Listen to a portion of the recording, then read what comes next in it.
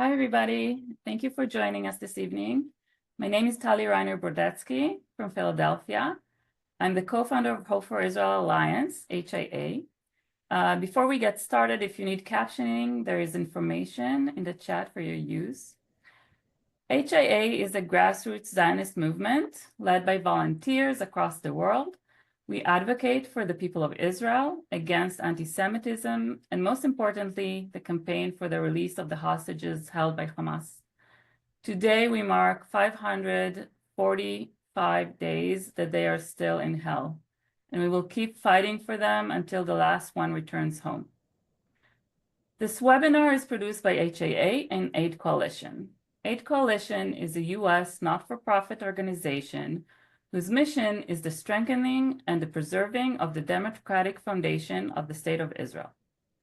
Since the events of October 7th, Aid Coalition has managed a platform that supports dozens of social projects and organizations like HIA that support those in need and help rebuild Israel. In the upcoming 2025 elections for the World Zionist Congress, Aid Coalition is working with the various pro-democracy organizations with a single focus of reprioritizing the vast resources of the World Zionist institutions to rebuild Israel, support Israeli communities, and to ensure that these resources are directed to where they are genuinely needed. We hope that you will join us in this quest. For more information about HIA, Aid Coalition, and the elections, please follow the links in the chat. Today, we have with us Jewish students and faculty from various universities here in the US. And before I introduce them, I will also tell you that apart from my volunteer work in HIA, I'm also a faculty member. I'm a biology professor at LaSalle University here in Philadelphia. So I've experienced some of the things that we will talk about today, but our guests are truly exceptional. And I want to introduce you to an amazing young person, Josie Leit, who started out as a student at the University of Vermont, but now is transferred to Tulane University. So Josie, thank you so much for being here tonight with us. Could you tell us a little bit about yourself and what you've experienced? How was college life since October 7th? And what made you transfer to Tulane University? Hi, as Tali introduced me, I'm Josie Leit. I'm from upstate New York, and I started my undergraduate journey at the University of Vermont. Last year was a tumultuous year, I think, for everybody on this Zoom call. I remember very first day on campus. Classes hadn't even started, and we were in a little circle and working with each other, talking, basic like name game stuff that you do during your college orientation. And, on this brand new campus, my first experience, anti-Semitism. Had a 5-minute conversation with another student and was labeled a Jap, a Jewish American princess. And other incendiary things were said too, which caught off guard. Very liberal institution. Okay, we move on. People have their own issues. We continue. As my freshman year continued, even before October 7th, I had already faced prejudice for being Jewish and having family that lived in Israel. And after October 7th, my advocacy for the Jewish and Israeli people at the University of Vermont was diminished to Zionist tears. Yes. And not only was the student body unwelcoming, the administration was negligent to the demands of scared Jewish students. So while at Vermont, I sought to make a safe space without the help of the administration. I realized later on at my time that, the administration did need to stand up. So I did have almost weekly meetings in March and April with former Vice Provost Patty Prelock. She's now the interim president there, but she really was the only person in the administration that I had felt like was listening, cared. She came to Chabad to listen to Jewish students, and she came to a couple other events and also came to Hillel. But she was really the only person in the administration who came to speak with Jewish students and really sat down and listened. The rest of the administration felt like it wasn't really interesting to them or important for them to, listen to 20% of the student body. I think, well, 20% of the student body is Jewish. I think a smaller amount of that really felt the hurt after October 7th, sadly. But yeah, without the administration, I worked on initiatives with Hillel, Chabad, and with students supporting Israel on campus, and we really tried to create a strong community for ourselves. This was not easy for anyone in the U.S. at this time trying to create a comfortable and safe space for Jewish students and faculty like hurting. But we continued and we had events.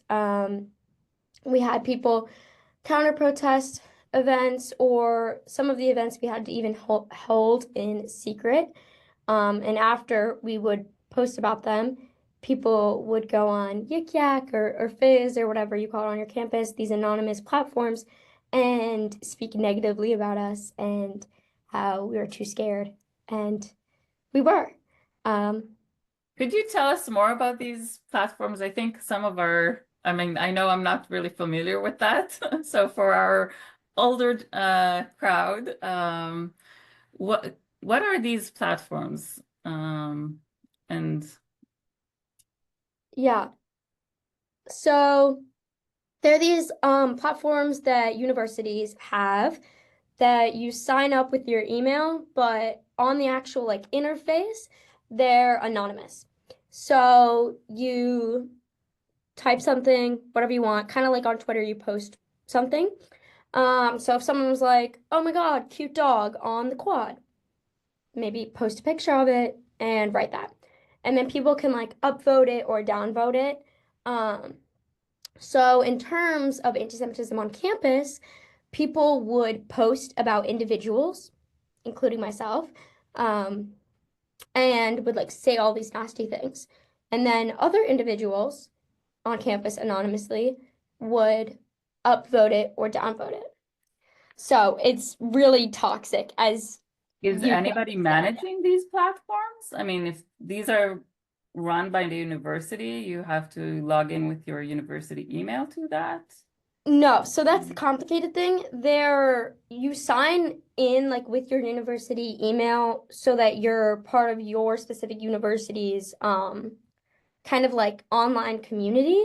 That makes sense. But unless like you threaten a specific person by name, um, they're not going to get the police involved.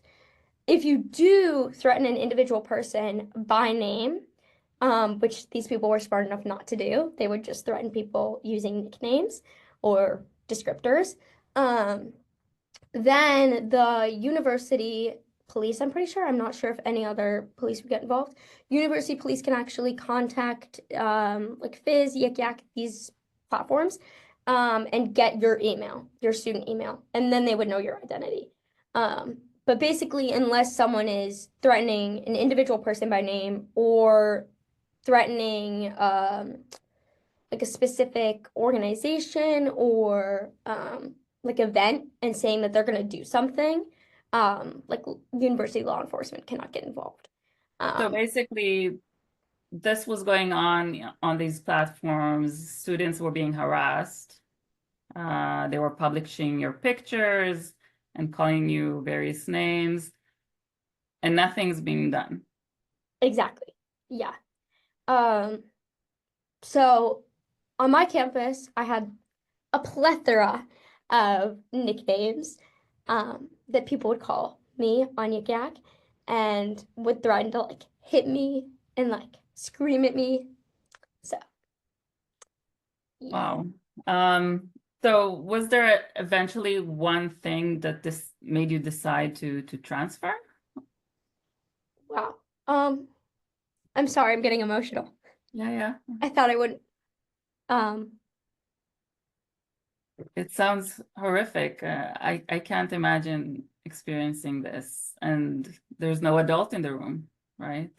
Um, we had to be the adults, which is like hard.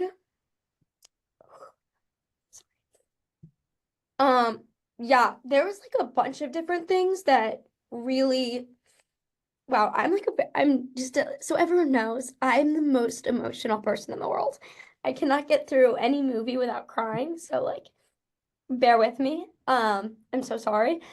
no, Uh, these are your experiences, and they are very hard. Do you want us to move on and we can come back no, to this? no. Okay. I'll finish your question. Yeah. So there were kind of a culmination of a lot of things that happened.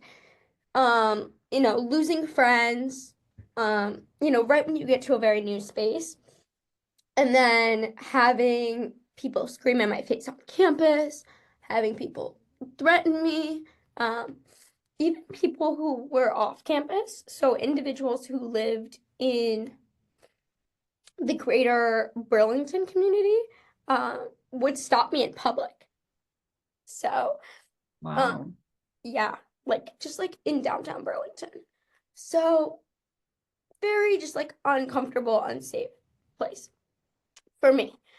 And then, things just kind of kept happening. Meeting with admin, I felt like nothing was happening. You know, there was no tangible difference. And then one instance that really changed everything for me. One incident that really changed everything for me was I was sitting outside of my dorm, doing my homework with my friends, like I always did, sitting in these little chairs, and these people who I know who used to be actually friends with me, in the beginning of the year, who I had made sure to like stay away from, actually posted 6 like anti-Israel genocide posters all over my door, or like all around my door. So it was that when like I knew people would come to like where I lived, you know, that was when it changed for me. And I knew I was leaving Vermont at that point. Wow. Oh, Wow. yeah, it's hard. But I'm so grateful that I'm at Tulane now. There's an administration that I think that is listening to the demands and the needs of students. Um, and I think sadly Vermont didn't do that. There were a few people in the administration that were gems and really listened. Um, but sadly, like not the majority. But yeah, at Tulane, I've really found like a new community, and I miss the people at Vermont that stood with me, and I support them and everything. But yeah, it's just wow, I did not think I was gonna get emotional. It sounds very, very hard, and it seems like, you know, the University of Vermont didn't take the time to take care of their students. And I'm glad that now you're in a better place, a safer place, it Yeah, seems. yeah, definitely. So apparently it can be done differently, the college experience. And there are places where Jewish students can feel safe, and it's just a matter of, Finding those places. Yeah, attention, right, to this yeah. stuff. I think it's definitely like it's not all lost hope. Um, there are people who I know at Vermont who are thriving. And sometimes it's not the place. And but hope isn't lost and like you can find like amazing communities. And I've definitely found that here at Tulane.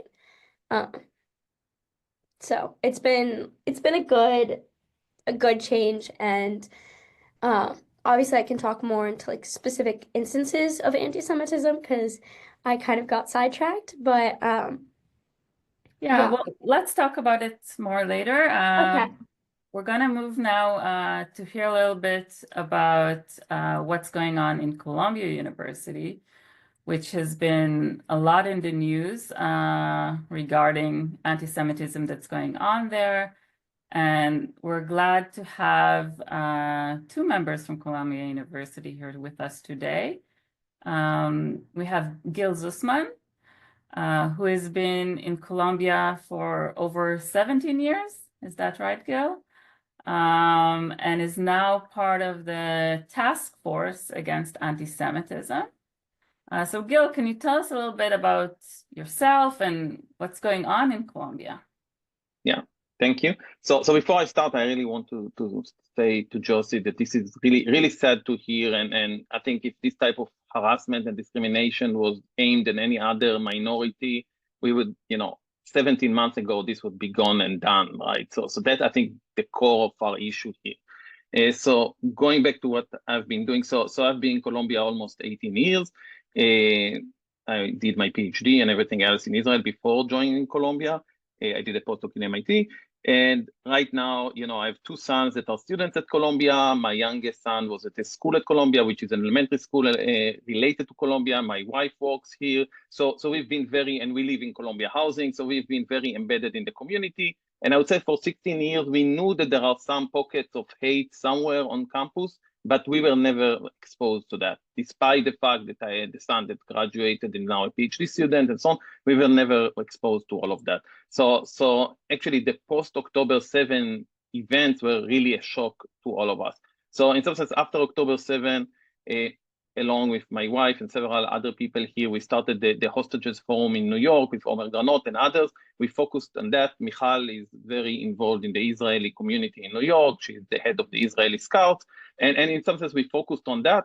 But in parallel to that, the chaos on campus erupted, which we really surprised us. And we've all seen that on TV in terms of, the demonstrations and so on. But there was a lot of targeted harassment, as we've heard from Josie, that was aimed at specific students, knocking on their doors, on their doors at the dorms and things along those lines that, again, you would not expect, or you would expect that will disappear after a week or 2 weeks and not after will continue forever in some sense. So I would say around January, I joined the anti-Semitism task force that was established back then. I don't speak here for the task force. I'm speaking on behalf of myself. I'm a professor of electrical engineering. I'm not an anti-Semitism expert or a Middle East expert. I'm, in some sense, one of the two Israelis on the task force. As one of the two Israelis on the task force, I became a focal point to a lot of complaints that come from the Israeli community. I think one thing that is unique for Colombia, we have 20% more or less of students that are Jewish. In Barnard, which is an affiliated university across the street, there are even more, I think 25%. But we have over 170 undergraduate students in general studies. Maya will talk about that. And we have many other 170 Israeli students in general studies. And we have many other Israelis across campus in the MBA program, in the graduate program. Just being in New York is, in some sense, an attraction to Israelis. And one thing that we've seen here beyond anti-Semitism is really anti-Israeli hate, very specific anti-Israeli hate, something that, again, I would not expect toward any other national origin. If somebody would say something bad about Mexicans or Honduran, people from anywhere, this will be stopped very quickly, but somehow it was very legitimate to hate Israelis on this campus, unrelated to their political views or anything along those lines.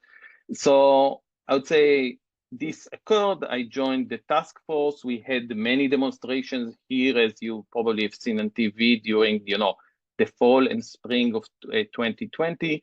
The first report of the task force actually focused on demonstrations. It didn't really focus on anti-Semitism. If you read it, it focused on how to run a campus in an organized manner and to deal with demonstrations. And I think that has been one of the core issues here. We are now, by now, everybody probably knows, we are at our third president. So I think one of the core issues, at least in the first administration, was not having enough rules, but actually enforcing the rules, right? So we have a set of rules, but they were not really enforced or not really being taken seriously. And part of it is that in the past, and Colombia has a very long tradition of demonstrations going back to 1968, and the management of demonstration is somewhat different from other universities, and I don't want to go into all the shared governance and so on.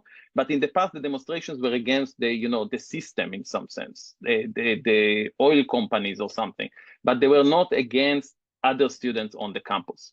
And despite the fact that we transitioned from demonstrations that are against the system to demonstrations that are aimed at the Israelis and the Jewish students and the campus, somehow the treatment of them did not change and the rules were not enforced. So we came up with a report that in some sense had, I think by up to now, good recommendations on how to deal with demonstrations. Unfortunately, that report came out and the encampments came out, and I think most of the recommendations there eventually were not really taken into account or were not adopted in a serious way. Following that, we had the encampment, we had people taking over Hamilton Hall, which is the building last spring. And I think what we have seen there is that it took almost a year until the discipline of the people that took over a building actually occurred. So that happened last April. Discipline finally occurred in March this year, due to the efforts of the president that started in September and due to efforts of many people here in the administration on campus, but it just took a very long time. And I think this brings us to the core, there are all kinds of reasons to the issues. One of the big reasons is that this is not just a student-driven movement against war or whatever. There is a big involvement of faculty here. And I'm saying it in the most gentle way I can, but there are chapters of faculty and staff for justice in Palestine on almost any campus in the US. There are almost 200 of those chapters. We, at some point, started the Columbia Faculty and Staff Supporting Israel. We are still scratching our head. How do we organize, if we organize, and so on and so forth. And by now, there are 200 chapters of, I would say, the anti-Israeli side, right? So there is a feel that there is an organization behind the scene that is driving this, and it's not just, I would say, authentic student-driven type of effort. And I think once you have this organization of faculty that is really motivated to push for that, this also affects the way the university is governed, because some of these faculty are in administrative positions or part of the university senate and affect this and affect that. And then things become much more complicated than they actually should be. So I think part of the core of the problem here is not just the student demonstrations that we see online, but a lot of the things that are happening in the classrooms, these faculty teach, and a lot of the things that are actually happening in the governance of the university, which is affected by those faculty. And I'll again try to be very polite. I would say a lot of the pro-Israeli faculty are in STEM, in science, engineering, the business school, the medical school. There are many people in the medical school.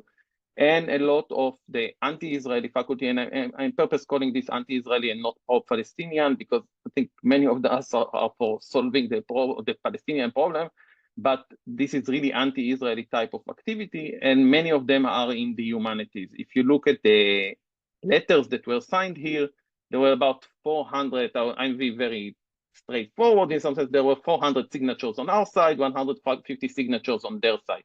You look at which departments are the source of each of those, there are a lot of signatures coming from the humanities and the social sciences, and for the, I would say, anti-Israeli side, and a lot of signatures for the pro-Israeli side coming from science, engineering, and medical school. And again, being very gentle, the people in the humanities have much more time to deal with university governance and stuff like that. And the people in the medical school have to see patients. People in engineering have 7 PhD students and have to write grants and submit reports and deal with all kinds of other stuff. So there is a lot of energy on, I would say, the anti-Israeli side that you don't necessarily have on the pro-Israeli side to just deal with university governance issues. These sound very boring issues, sitting on the university senate and so on. But at the time in which we are right now, this is the thing that is driving the experiences eventually of the students. So that was, I would say, a very short brief of the report number 1, demonstrations and so on. The second report of the task force was based on focus groups where we listened to about 500 students. So you can imagine Josie 500 times with the similar experiences from all over Colombia. And Colombia is a very complicated university. Barnard is an affiliated school. It's not really controlled by Colombia, but everybody is taking classes together. Teachers College is another affiliated school. Everybody is taking classes together. They actually educate teachers. These teachers are educated in the wrong way. This has a long-term impact. And there is a campus uptown. So we had to listen to many, many students with many, in schools that I didn't even imagine exist. There are issues in the nursing school. I didn't step in the nursing school before. So the second report actually summarized the experiences of about 500 students we listened to. And this is all over the place.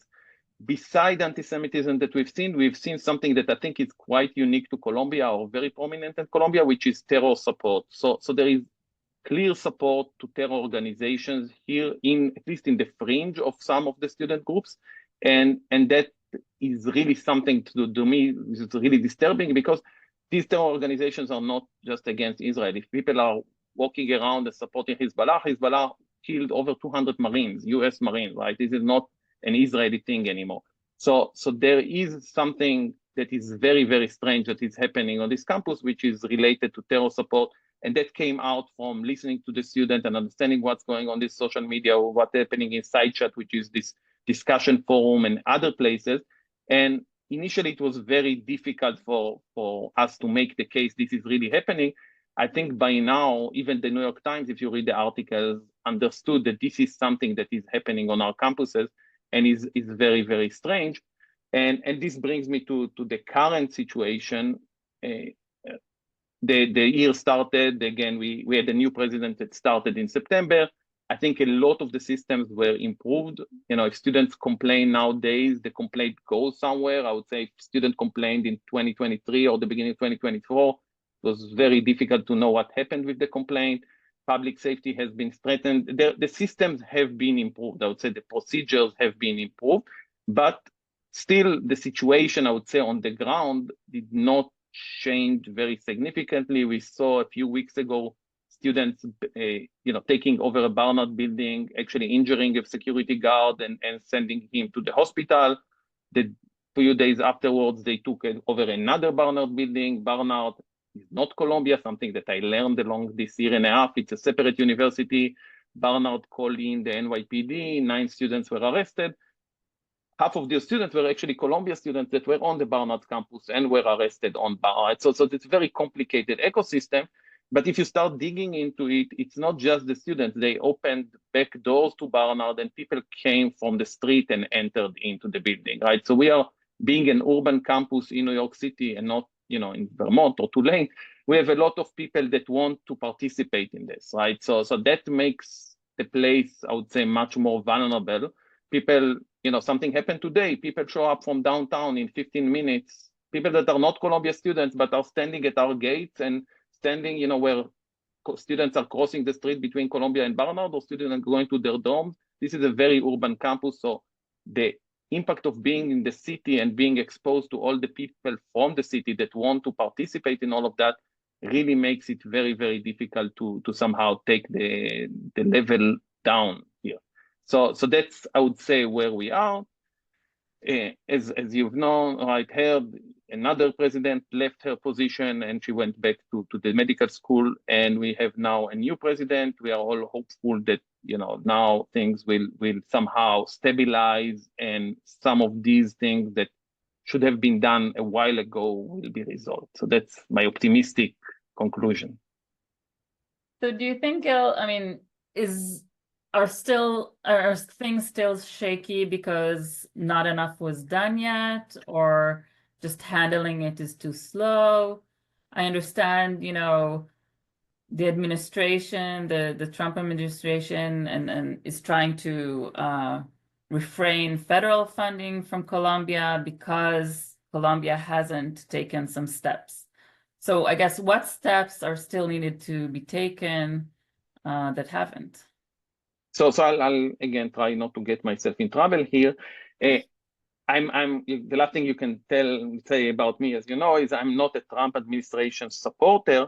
But I think if you look at the list of steps provided to Colombia by the Trump administration, a lot of them make sense. Not all of them, but a lot of them make sense, right? The request to have time, place, and manner for protest is not something that the federal administration or a regulator should tell a university after a year and a half. Many of those things should have been resolved by the university itself way back, right? So it's really strange that the regulator has to show up and tell you, have a time, place, manner, and people cannot protest anywhere, anytime, whenever they want, which is something that is very unique to Colombia. I can now Yeah, we've seen go this in other online. campuses that have, you know, these new restrictions Yeah. that are working. Yeah, so these restrictions exist in many places, so this is not rocket science. So I think that the fact that the tool that has been used, you know, withdrawing funding is, of course, very problematic. You know, I have PhD students, they have to be paid $400 million. If you do the math, is 4,000 PhD students. This is a very, you know, aggressive effort. So in some sense, my view is that the list of requests, most of it makes sense.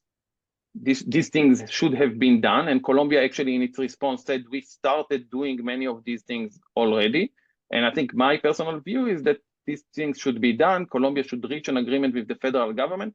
And once several of these things will be done, a lot of the issues will be solved. This does not solve who teaches what in their classroom and so on, which are much more complicated issues related to academic freedom, but at least they solve a lot of the, you know, protests that are very disturbing and have potential for violence and potential also for. One thing I did not say, in many of those protests, this was not a protest about, you know, initially we were shocked where people were saying globalize the intifada, but we got to a situation where they very quickly say we don't want Zionists here, right? We got protests where people were saying in Arabic, from the river to the sea, Palestine will be Arab, right? Things that are not controversial and are about speech, things that are very discriminatory, but were not really handled. So I think if Colombia, and Colombia by now made a lot of progress in several of these things, but there is a lot of room. And I think basically many of those requests are not out of the blue. They are very similar to things that appeared in the task force report #1 more than a year ago. They are very similar to many other things that many people proposed along the past year and a half. So unfortunately, the federal government had to step in, but I hope that Colombia does those things. And hopefully, again, this is not a war of the federal government on the university forever, but this is really trying to resolve something. Okay, great. Thank you, Gil. And now I want to talk to Maya Platek, also from Columbia University. But she is a student, and not only a student, she is the student body president of the General Studies Council. Did I say that right? Yeah, at the School of General Studies. Okay. Or the General Studies Student Council, yeah. So Maya, how is it like for you? I mean, you're a former IDF soldier in Colombia. It's probably very challenging these days. Yes, so I can start by giving you a little bit about my background. I'm Israeli, but I was born and raised in Tokyo. When I was 18, I moved to Israel. I completed my mandatory service in the IDF Spokesperson Unit, and then I moved to New York to start my studies at Columbia University. So I've been at Columbia for the last 4 years, and I wish I could say that like the anti-Semitism that started on this campus started on October 7th. That's very untrue. I've unfortunately personally experienced anti-Israel attitudes by both students and faculty members dating way before October 7th, and it was very normalized. However, after October 7th, it's been an entirely new ballgame. I was always relatively active on campus. I was actually in student government my sophomore year, where I was the vice president, and then I actually had a brief stint as the interim president towards the end of the term. So I've always been very active on campus. And after October 7th, a lot of people came to me and they were like, what can we do? Is there anything that we can do? And one of the things that people started talking to me about is this article that came out by Professor Joseph Mossad, who is one of the only professors, if not the only professor, that really teaches the Israeli-Palestinian conflict at Columbia, who on October 8th wrote an article describing October 7th as awesome, incredible. something worthy of jubilation and awe. And people were horrified and had no idea what to do. So they came to me trying to come up like from like a student leadership perspective, if there was anything I could do. I wasn't in student government my third year at Columbia. So what I decided to do was I started a petition calling for his removal, which acquired roughly 80,000 signatures. It's like 79,900 something. And unfortunately, it took the university 6 months to condemn that language. And since then, like the situation has only escalated. I think that the main issue with Professor Mossad wasn't just about like him glorifying terrorism. He's a symptom of a much larger problem, an entire department that's overwhelmingly anti-Israel, with little to no ideological diversity, many of whom were supportive of Hamas's actions. And that's what's really scary. Because if you're a student, right? He's still teaching. Yes, he's still there. The rest of the department is still there. And honestly, if you're a student who wants to learn about the Middle East, that's where you would typically go. And most students don't come in with the deep knowledge of the region or able to counter it or argue against it. They trust their professors, like the way I would trust every time I like took a calculus class. I trusted my calculus professor to be able to adequately teach me because they're supposed to be an expert. And these Middle East professors are experts in their fields. So if the only perspective that you're being taught is that Israel is a great evil and that terrorism is justified, then of course you absorb that, and that has enabled like radicalized viewpoints, and it creates like an education in a vacuum. So that was a lot of my work early on after the conflict. I was involved in SSI, which is like Student Supporting for Israel. And basically around January, I started having people come to me and say that they think I should come back to student government. So in March, I made the decision to run for student council. And I think to the shock of a lot of people, won the elections for the School of General Studies. How did it go to run a campaign during this very intense time? Were you targeted? I was a little bit initially, but I think the fact that I was Israeli and I was publicly formerly IDF actually made people underestimate my capacity to win. So they didn't really target me in the initial weeks of the elections. I had like a little bit of like backlash in like groups like SideChat and WhatsApp groups that were occurring, but it wasn't nothing super significant. It was actually right when I won that people got livid that I won, because they had underestimated me. So there was even a petition saying that I like stole the elections, which is an insane, insane take. And it also completely like ignores like the Jewish and like even the moderate voices that were existing in GS at that time. And there were lots of posts posting about me, spreading lies about me to try to delegitimize me. And I could say that, especially since I've come into this role, unfortunately, I've definitely faced over anti-Semitism. I've been doxxed. I've gotten hate messages, but as awful as that is, it's at least visible and I can report it and people recognize it for what it is and you can punish it. But the more terrifying thing that I've come across in my weeks here as president is the socially accepted type of anti-Semitism, which kind of shows up in exclusion and double standards and like silence, like when people treat me differently and people think that they shouldn't stand up for me. And you can't really file a bias report for being left out. Like especially in like those contexts, if it's not necessarily explicit. So, or having like your perspectives or experiences scrutinized in a manner that no one else's would be. And that kind of anti-Semitism has like hidden behind activism and behind academia, and it thrives in an environment like this, which claims to be about justice. And the scariest part is that the only way to change that anti-Semitism is through dialogue. And because it's ultimately about changing people's minds as opposed to like holding people accountable. And right now, Columbia is a serious anti-dialogue issue. Students are afraid to speak. The efforts to have dialogue last year in the first like 2023 to 2024 year were protested. And like there was even an effort to bring like an Israeli voice with a leader of SJP, like from UC Berkeley, into a debate like at Barnard. And that debate actually got canceled due to the protests.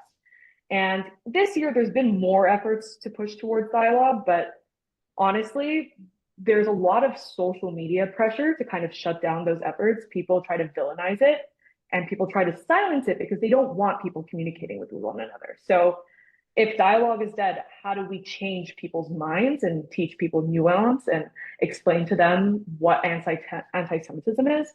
And how do we make space for Jewish identity to be fully seen for what it is? But Maya, I guess, I mean, getting to your position, you probably made some allies to get elected, right? So I'm guessing you have allies in Colombia. Could you point them out? Like who are the allies to the Jewish students? Who can we rely on? I mean, I think it's very complex, and I can talk about like my specific experiences last year. I think because I had already had a reputation in student government, there was still a reputation that I got things done. I had worked on like projects like advocating for more mental health resources on campus 2 years ago. I was pretty active during my time, even as interim president. And this is like very dramatic, but basically council actually fell apart right before that. And a lot of what I did was like rebuild it so that it was functional for the year afterwards. So as a result, I had a lot of allies just in the sense that people believed in me as a leader because of that experience I had had previously. But the people that I really looked at during the elections were honestly international students, people that are more moderate. I think that specifically in GS, which has slightly older population, there are a lot more people that are moderate, that have had life experiences, that don't necessarily like align with the just straight to high school to college path. And as a result, they've seen more things. So they're more willing to engage in like complex conversations and dialogue. And in addition to that, another group of people that I really looked to were the veterans. Yeah, no, that's great. I mean, at the end of the day, we need to teach our students to get involved in these difficult dialogues. And I think this is the best approach and way forward. So thank you, Maya. Moving on, we have with us Cori Shidema, and she's from the University of Maryland, from social work. So Cori, how has it been since October 7th in the social work field? Yeah. So hard to, I've been listening a lot and trying to think, what I might be able to add to the conversation and what might be a little bit different or themes that I see across. So as Tali said, I'm a professor at the school of social work. Just sort of listening, I think my experience has been different, but there are threads of similarity. So I have been at my institution for over 19 years. So like Gil, also I've been there for a long time. And my campus is very different than the campuses that, from all the campuses that have been described. I am University of Maryland, Baltimore, which is my school, is an all professional school campus. We have a very small number of undergrads. And our schools, it's medicine, nursing, dentistry, pharmacy, social work, and law. And so similar to the things that Gil talked about, so people are very busy pursuing their professions. A lot of the students tend to be older. We don't really have much of, people don't live on campus for the most part, and they're busy, and they also are doing practicum, in all of the professions. And so we really didn't have vocal or visible actions that were going on in the post-October 7th arena. And so, but I also think, probably many of the schools are not as extreme as the things that we have heard.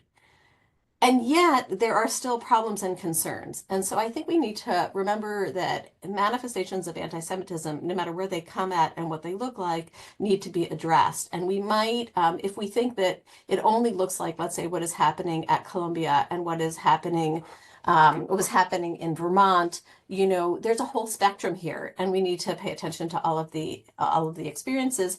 And I think we also, I think like Josie spoke when she moved to Tulane, we have to see, well, where are things working well? And we have to learn from those experiences, and we have to pay maybe as much or close to as much attention to that too. So I think that's important to point out. And my campus in general has been, I think, overall a good example. So October 7th, you know, some of you know this, so I have been personally impacted. So we have family on Kibbutz Nir Oz. My mother-in-law was one of the people who was kidnapped. Thankfully, she was released during the first set of hostage releases. But when I came into school, I had been, I was a visiting fellow. I was in Australia when things happened. And I first started getting emails from students and faculty. I am what I like to call an out Jew. People know that I am Jewish at my school. And so when things happen, when there are issues and people are not sure what to do, because I'm a faculty member that people know, I often have people turning to me. And so I was simultaneously trying to be a support for students who weren't sure what was going on, and then struggling, you know, obviously with my own fears and concerns. And so when I came back to school a week later, I was out of the country. I returned October 15th. And when I walked into school, most people already knew that. And so, and I'm sharing this to say that, like, what were the circumstances? So I think knowing somebody who actually experienced, you know, in their family were victims of terror made people much more hesitant and thoughtful. Right? They're like, oh, Corey has a family member. I don't know that because people are not necessarily going to say that, but I felt a lot of empathy and a lot of concerns. You know, people said to me, can I teach a class for you? Sent me food, and, you know, so the individual responses were very, very supportive. And and maybe gave some other people pause, you know, like, hey, maybe things are complicated over there. Because there's someone personally impacted. So when you have people personally impacted, I think that also makes a difference. And that tells me that when we interact with each other, right, that I'm agreeing with Maya, you know, that's where we might have the most traction for dialogue. And if that's a way in a conversation, I know someone, this is a person who I respect and I know and I care for, and wow, this is a hard thing, this must be real, you know. So I think that there was that aspect of my experience as well, and that almost maybe it had a ripple effect, I don't know. The other thing that was in place, because we are a professional campus, people have things to do, and we have professional codes of ethics. And I do know that, Gail, you were talking about nursing, you know, I have friends who are doctors, so I know that that does not guarantee that people will be on the task at hand. But for the most part, most of the people at my institution are in school to learn how to care for people or serve people in some particular way, and there are codes of ethics. And I think that not that everybody sticks to them, but for the most part, we can go back, the president of the university, you know, can say, look, we are in the business of doing the things that we were here to learn how to do, and we're also serving people. We have a hospital.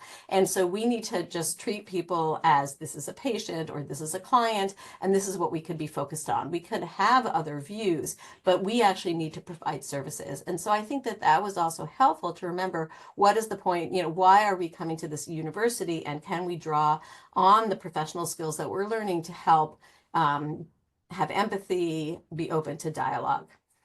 So there were, you know, a number of things that people were done. What I would say probably was most missing for my school is maybe people, and there were some protests, but I think for the most part, they were legitimate protests. When there were protests, for example, in, you know, the weeks in very early mid-October at the School of Social Work, there were some, we don't know who, plastered signs for demonstration that had really inflammatory and I think anti-Israel and anti-Semitic messages on them, and they put them in all sorts of spaces where you're not supposed to be. You know, they put them in the bathrooms, places, you know, not on a bulletin board. And I went to the people at my school and said, this is, you know, this is a poster, this is a problem.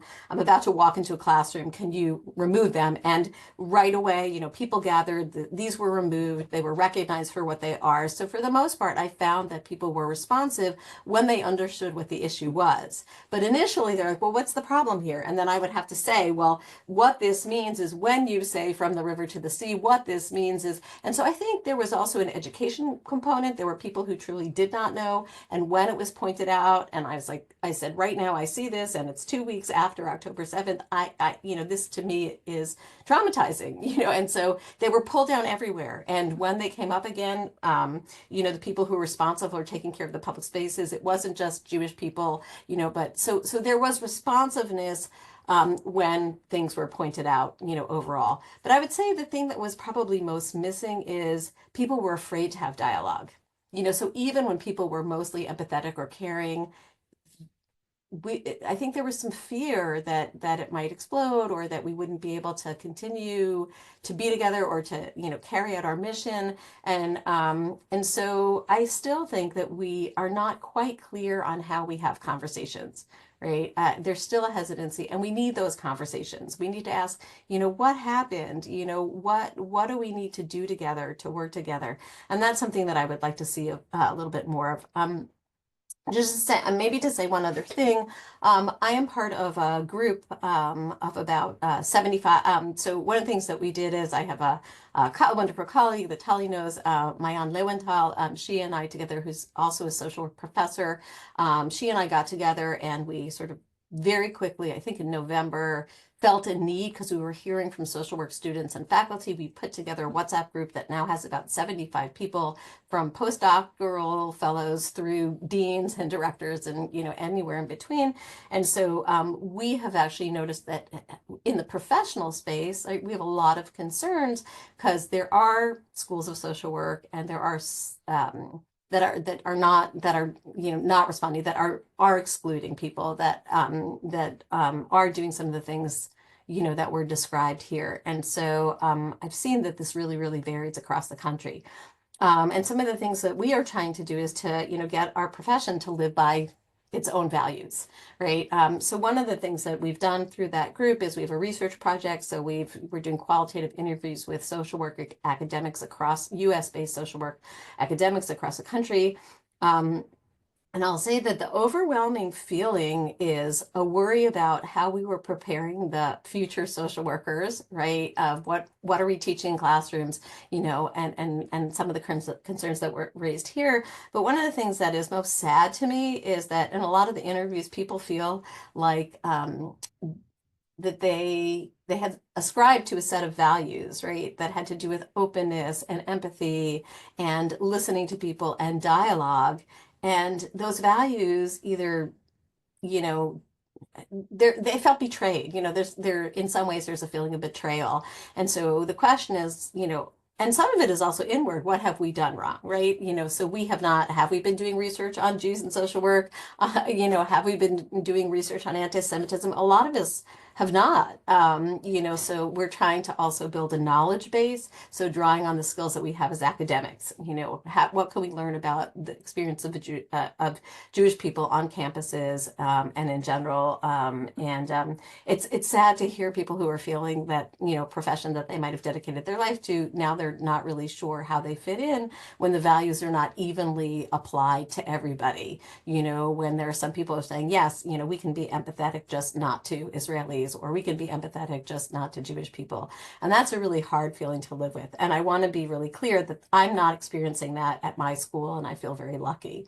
But there are people who are experiencing it, and that's a fundamental How do problem. you think we can open that up for a conversation?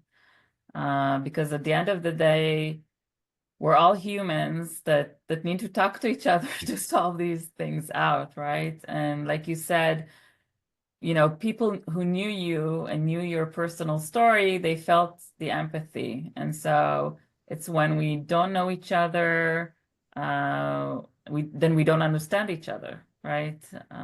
So how do we get to that place, do you think?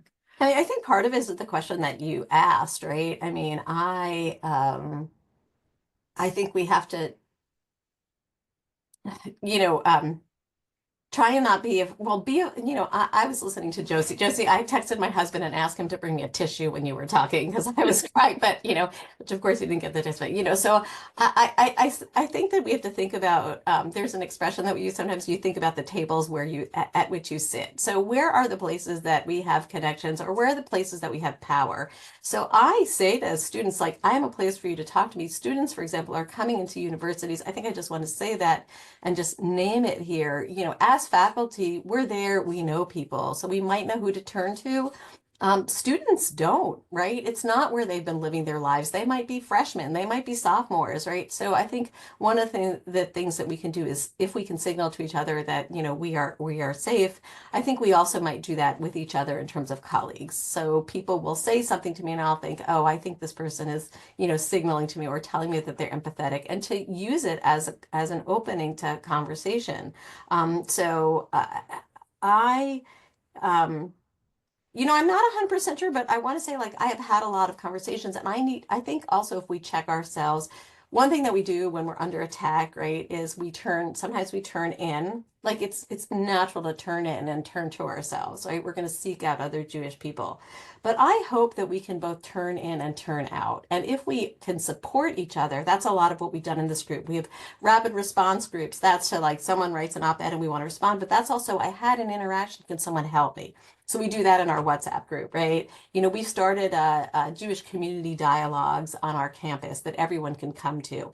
So if you have safe spaces when you turn inward and you support each other, I think if we do that, so we know where to go, someone might say to me, hey, Corey, who can I talk to in administration? Because I might know that, right? So creating a safe space, the turning inward is important, but if we only turn inward and we stay inward, we won't have dialogues. So from turning inward, if we could also turn outward and do them together, so that means trying to reach out to colleagues or fellow students. Maya,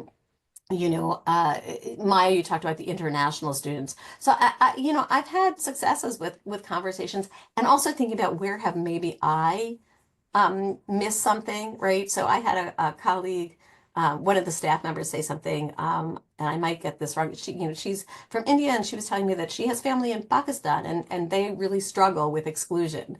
And so I heard her say that, and I turned to her and I said, oh, I'm sorry, I didn't know that you experienced that.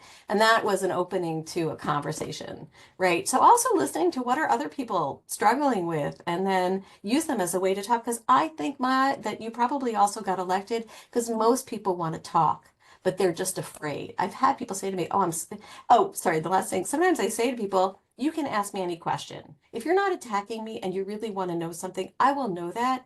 Please ask me a question and don't be afraid. I'm not going to tell you that you're a horrible person if you say something. Maybe you didn't know that when you said X, this is a problem. Ask me a question. And I think that's also inviting people who you know are genuine to ask you questions can also be help dialogue. That's great, Corey. That's a great advice. And I want to open, before we finish up, this question to all of our panelists. What advice do you have for your, classmates, for your colleagues, for people on these campuses that are struggling with the same issues that we've talked about today? What advice do you have for them? I can jump in some sense. These are actually not for my Jewish colleagues. So as I said, right, we have 400 people that I would say signed the pro-Israeli letters and 150 that signed the anti-Israeli letters. We have 4,000 faculty in Colombia, right? So that's a very large number, and most of them did not want to engage with these issues. And I can see it, right, when there was a war between Armenia and Azerbaijan, I did not engage with these issues, right? So many people do not really, for us, it seems very central to the world, but for many other people, this is not the main issue on the planet right now, right? The conflict in the Middle East. But I think we got to a situation that this is really affecting all or many of our universities. Maybe there are pockets where they're not affected. And I think the big silent majority should, speak up at this point and say, and again, we want to have conversations and so on, but most of us in the engineering school actually want to do our research, right? The lawn behind me should not be, a protest central of New York City. You could go to Washington Square Park and do whatever you want there, but making this the focal point of the Israeli-Palestinian conflict for the next 5 years, will actually ruin these universities. And I think this will affect also my colleagues in the medical school and my colleagues in engineering. They don't really care about these topics. So this is the message. Probably they are not listening here, but I think the big majority of faculty that are not necessarily engaged with these topics, but this is really now affecting their universities, should be less afraid to speak and say, okay, let's move on and let's focus on research and teaching, because this is a university and not, a political organization that is focused on the Middle East. Yeah, that's great. Hopefully everybody will get involved and we'll get our campuses quiet again. Maya, do you want to add something? Yeah, I was just going to say, I think it's so important that Jewish students get into places of leadership and get involved as much as possible. I think, honestly, I can say that it is at times very much overwhelming, and like sometimes it's a heavy burden to carry, especially when you're the only one in these rooms and people don't necessarily want to listen to you because they'd rather pretend that your perspective doesn't exist. But I think it's so important that Jewish students continue fighting and continue entering these spaces and making sure they're also a part of the narrative and like addressing their concerns, because our voices matter. And I know that it can seem really overwhelming, but you have to take the chance and make sure that you have a chance at like expressing your perspective. Great. Yeah. I'd also like to just jump in and give like two pieces of advice. I think that if you know in the community that you're already in it's not worth it for you to put in that energy, you can find another community that will embrace you. That's what I did. I tried to create that dialogue, and sadly it didn't work out the way I wanted it to. But I found a new community that has really embraced me, and I think now my new goal here is also to create that dialogue. I've been trying. It's not always the easiest. And I think that sometimes even just doing it as an individual, because I've been trying, especially with organizations, do collaborations and whatnot, which has been really difficult to get people to even respond when you have the title Israel. But I think also it's important, like, not only getting involved with organizations and collaborate as an organization, but also as an individual. I think that for me, the most important conversations that I've had haven't been on this grand scale of an organization and an organization working together. I think that at the point that we are at now, I would like to have more collaboration with other organizations, but Israel, Palestine, anti-Semitism is so contentious in the world we are in today that people can see one of those, terms and will immediately zip their mouth shut and won't respond to you or whatnot. But for me, like, the conversations with individuals, talking to them, creating friendships, is where I've seen the most like dialogue. And I think it's hard. You want the progress, to be everyone. You want the progress to be communities at large. But I think that, like, right now, to be realistic is to have those one-on-one conversations.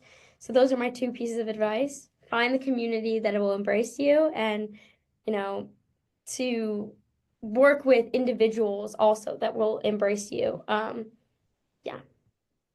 Yeah, that's amazing. That's great. And because You want me to throw in mine too? yeah, sorry, go Unless you ahead. had another one. Yeah, I was going to say find a support. If you get it, it's really important to have someone that you can go to that you know. So if you don't have one, find a support, and if you can, at your institution. And if you don't know someone, like, especially if you're a student or another faculty member, like, reach out to someone you know at other institutions so that you might be able to jump over and across. That's really important. I think the thing of knowing your boundaries too, it's not just right. So like it matters who you are. And so if you're a student and you're alone and feeling unsafe, I think we also have to figure out where are the boundaries and what is that we're capable of, and also use your strengths, right? Like, if you're a researcher, you can take that on in the lane where you have where you have strength and know what they are. So whether it's political leadership, whether it's sitting on a committee, whether you know someone who is in the campus community, I think that's really important. You know, and the other thing is, I think just lead by examples. Don't say, I'm saying that. So for example, I take students to Israel. I've been doing a program for 15 years. And when our students go to Israel, we meet with we have this, you know, I have an Israeli counterpart, and those classes are comprised of it, you know, it's like Israel. So we have Jewish students and Druze students and Muslim students and Christian students. And sometimes I don't say anything at all, but I just will be talking about a class or something. So I think also by thinking about what are regular conversations where we can engage in some education. And sometimes I get hope from that. I was like, if we can come into a classroom in Israel, you know, and have people, you know, who have, why can't we do it here, you know? And so I think sort of that's also a way of just providing examples of places where there is good dialogue around really tough issues, and that can help too. Yeah. One-on-one dialogues or group dialogues, small group dialogues are always the way. It starts off with one person who is willing to listen to you, and they might bring another person that will listen to you, and this is how we'll move forward. So we're really past our time, and it's getting late, so I don't want to hold you here any longer, but I want to thank you so much. I know from the comments in the chat, everybody is so proud of you guys, and you are brave and amazing. And thank you for, you know, representing our community in such a beautiful way. It's really important for us to hear these voices and to support you wherever you are. So thank you, Josie, Gil, Corey, and Maya. It's been a pleasure. And thank you for the audience for being here tonight and sticking with us to 9:37 Eastern Time. I just wanted to remind everybody, if you haven't voted yet for the World Zionist Congress, this is one of the real privileges that we have as Jews living in the US. The right, the privilege to vote in these elections. And so please scan this QR and put your votes in and help us rebuild Israel. It's really important. We're talking about $1.5 billion a year. And we want to make sure these funds go to where they're actually really needed. So we'll love your support, and thank you so much for being with us tonight. And this coming Monday, we have another webinar. So please see our advertisement, and I'll see you then.